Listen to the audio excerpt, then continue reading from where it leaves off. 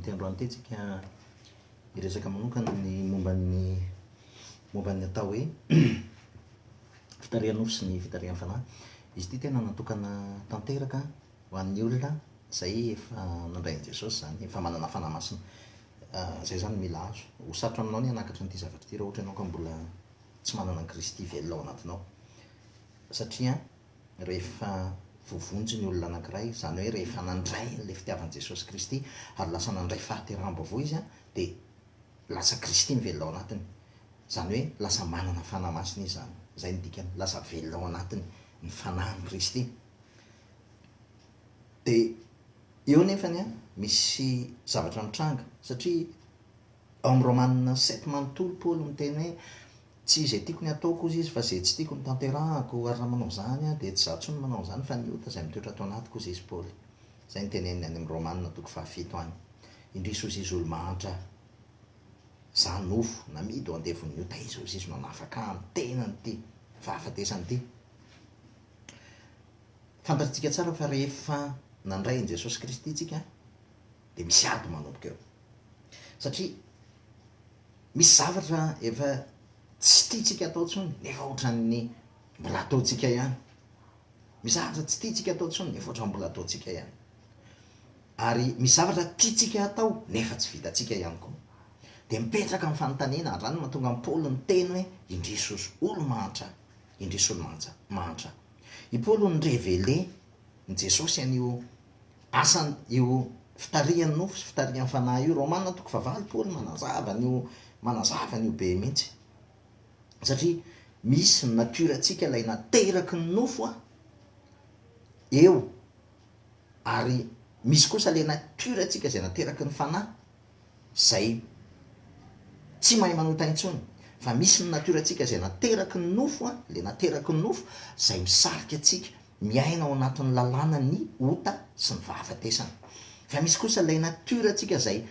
natiora an'i Kristy velona ao anatintsika, izay misarika atsika hiaina ao anaty lalàna ny fananaina. Tsy resaka an'izay androany satria mbola lava raha izay ndresahana. Fa i Paoly manazava ao amin'ny Romanina 9 hoe ary amin'izany ozy izy dia tsisy misy fanemolohana intsony ho an'izay ao amin'ny Kristy Jesosy izay mandeha araky ny fanahy. Fa tapaka ty amin'ny dika teny gasy izy tsy ao le hoe izay mandeha araky ny fanahy, fa ao amin'ny Kristy Jesosy ozy izy ny lalàna ny fanahinaina, zany hoe ny lalàna n'le fanahy nateraka indray no nahafaka tamin'ny lalàna ny fahotana sy ny fahafatesana, satria ty nofo ty dia lalàna ny fahotana sy ny fahafatesana no mitarika azy. Dia ao anaran'izany etsy an-daniny lay nateraky ny nofo zay mpanota ary efa nomboana teo amin'ny hazo fijaliana niaraka tamin'i Kristy Jesosy, satria zay an'i Kristy Jesosy dia efa nanombo ny nofony sy ny filany teo amin'ny hazo fijaliana. Zany hoe efa maty le identité mampanota antsika, efa tsy mpanota intsony tsika rehefa tena ao amin'ny Kristy. Fa etsy an-daniny kosa, ety an-daniny ihany koa lay nateraky ny fanahy zay tsy mahay manota ozy izy Jaona, zay nateraky Andriamanitra ny tsy mahay manota, dia mifanohatra ireo, miady ireo. Dia ao anarany ny tena vahaolana amin'izany. Ty zavatra ity raha azontsika dia amahantsika, satria eo amin'izay ny antsoina hoe tarian'ny nofo sy tarian'ny fanahy. Itsika tadio tsara fa tao amin'ny lalàna, zany hoe tao amin'ny fanekena taloha dia niakitatsika ny jeren'Andriamanitra. Ino ny tsarain'Andriamanitra? Ary ny tsaran'Andriamanitra azy dia par rapport amin'ny didy sy par rapport amin'ny lalàna, par rapport amin'ny lalàna sy par rapport amin'ny didy, ny tsaran'Andriamanitra niakitatsika. Fa rehefa tonga kosa Jesosy Kristy ary tao anatin'ny fahasoavana dia tsy ny didy sy ny lalàna intsony, tsy niakita intsony ny jerenantsika, fa ny finoana ny Jesosy Kristy. Zany hoe toe-potsika amin'ny fanaovana zavatra anankiray, io ny jeren'Andriamanitra io. Ao zany zavatra zany. Matetika tsika zanak'Andriamanitra rehefa hanao zavatra dia tsy miova amin'ny fanavozana ny saintsika fa mbola miverina foana any amin'le didy sy lalàna. Tsy ratsy izay, ary tsy foana ny didy sy lalàna, fa tiako azontsika fa ny olona ara-panahy, ny olona nateraka indray tsy ny didy sy ny lalàna no hitsarana anazy. Tsy ny didy sy ny lalàna, tsy io akory ny referansa antsika, fa ny finoana ny asam-pamonjeny Jesosy Kristy. Ozy izy ny ten'Andriamanitra hoe raha raha tarihan'ny fanatsika ozy izy Galatiana 5:18 raha tarihan'ny fanatsika ozy izy de tsy mba amban'ny lalàna raha tarihan'ny fanahy ohatrany ao an'le tarihan'ny fanahy araka ny lazaiko teo ny olona manana fanan'Andriamanitra dia tsy ilay didy loi mozaika lalàna ny Mosesy sy ny didy folontsony ny référenceny fa ny asa-pamonjeny Jesosy Kristy teo amin'ny asa fijaliana satria Jesosy Kristy ny farany lalàna ozy izy ho an'izay rehetra mihina Jesosy Kristy ny farany lalàna ho an'izay rehetra mihina inona ny dika zany tranga anankiroa ny trangan'ny ny zavatra anankiray tadio tsara fisaky ny manao zavatra isika zanak'Andriamanitra de anankiroa ihany motivation mitarika atsika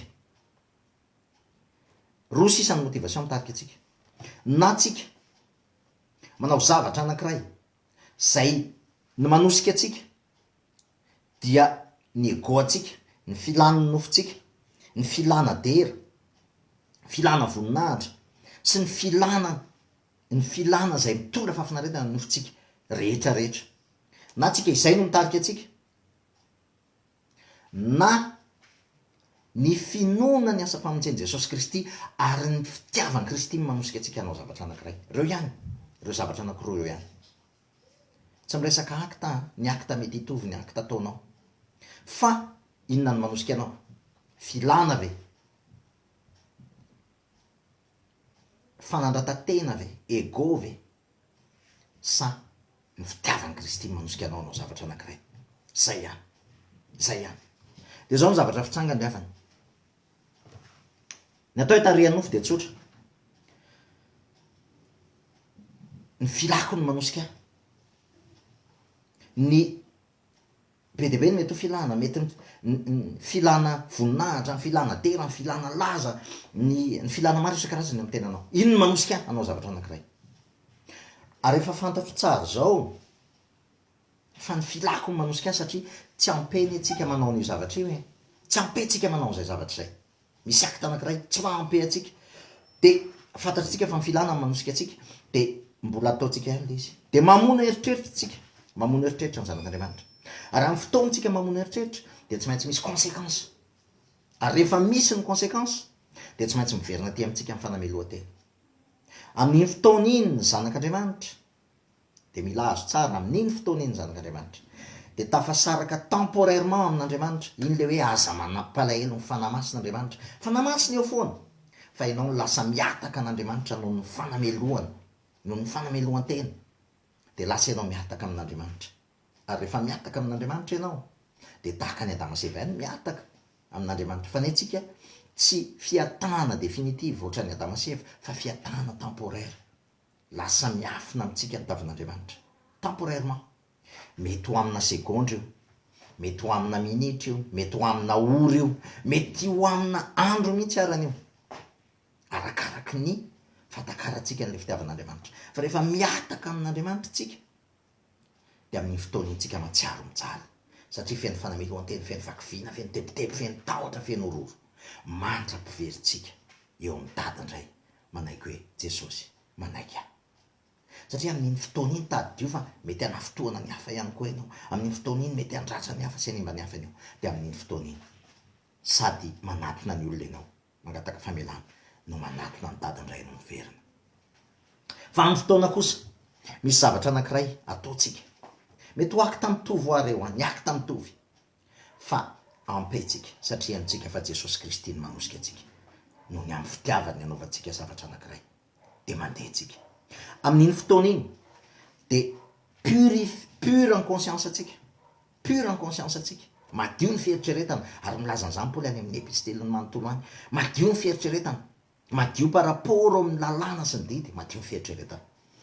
de ataotsika lay zavatra anankiray zay ny fanahy manosika atsika de amin'iny fotoana iny tsy maintsy mioto ny vokatra ny fanahytsika fiadanana fifalena faripo famorapana fitiavana sy ny rehetrarehetra eo amintsika daholo zany ry havana tadio tsara arany fa na ianao tarihan'ny nofo zany hoe ny filanao zany hoe ny fitiavan-tenanao zany hoe ny mombanao no mitarika anao anao zavatra anankiray ary amin'ny fotoana iny de tsy maintsy misy endrika fahafatesana ny vokany na tianao na tsy tianao fa amin'ny fotoana ianao mandeha kosa ary ny fitiavan'i Kristy manosika anao zavatra anankiray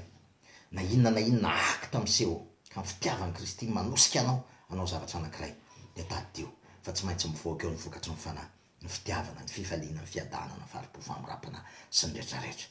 Enoy ny fanahy rehefa tsy ampy anao manao zavatra de aza atao mihitsy, fa ninina kosa na ataonao ka noho ny fibanjinanao ny asa-pamonjeny Jesosy Kristy, noho ny fitiavan'i Kristy zay manosika anao de ataovy mandehana, fa ny fanahin'i Kristy manosika anao de mandehana amin'ny fanahy, fa tsy misy fanamelohana ho an'izay ao amin'ny Kristy Jesosy zay mandeha araky ny fanahy ninina akta ataonao, tsy misy fanamelohana ao amin'ny Kristy Jesosy raha mandeha tena mandeha araky ny fanahy anao, satria ao amin'ny Kristy Jesosy ny lalàna ny fananaina no efa nanafaka anao tamin'ny lalàna ny fahotana sy ny vahafatesana voninahitra ao an'i Kristy irery any. Amen.